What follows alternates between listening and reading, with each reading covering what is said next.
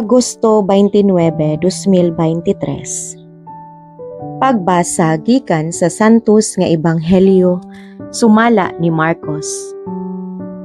Si Herodes mismo mao ang nagpadakop, nagpagapos ug nagpabilanggo kang Juan. Gihimo niya kini tungod kang Herodias nga iyang gipangasawa, bisan kon si Herodias asawa ni Felipe nga iyang igsuon.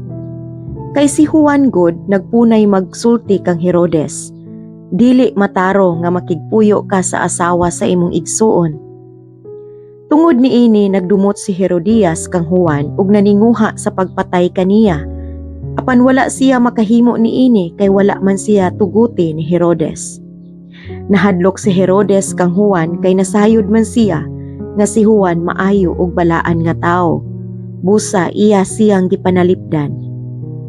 Gusto ni Herodes mamati kaniya bisan tuod masamok ang iyang huna-huna inig kabati niya sa tanang mga isulti ni Juan. Sa katapusan, nakahigayon ra gayud si Herodias. Nahitabo kadto sa sumad sa adlaw natawhan ni Herodes. Niadtong higayuna nagkumbira si Herodes o gidapit niya ang tanang kadagkuan sa kagamhanan, ingon man ang mga pangulo sa kasundaluan ug ang mga inilang mulupyo sa Galilea.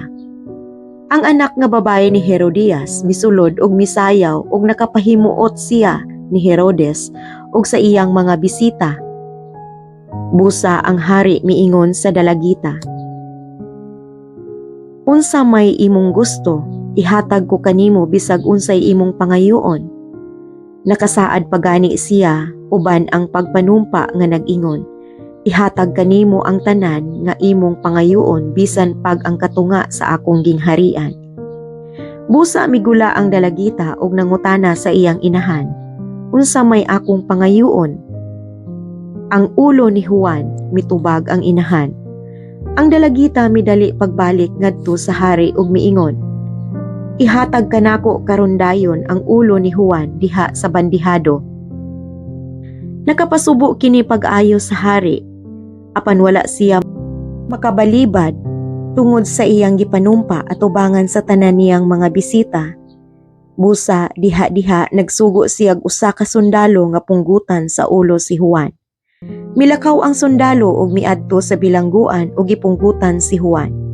Unya gidala niya ang ulo nga gibutang sa bandihado ug gihatag ngadto sa dalagita. Ug gihatag usab kini sa dalagita ngadto sa iyang inahan. Sa pagkadungog sa mga tinun-an ni Juan, mahitungod niini, miadto sila ug gikuha nila ang iyang lawas ug gilubong. Ang Ebanghelyo sa Ginoo. Daygon ko ikaw, O Kristo.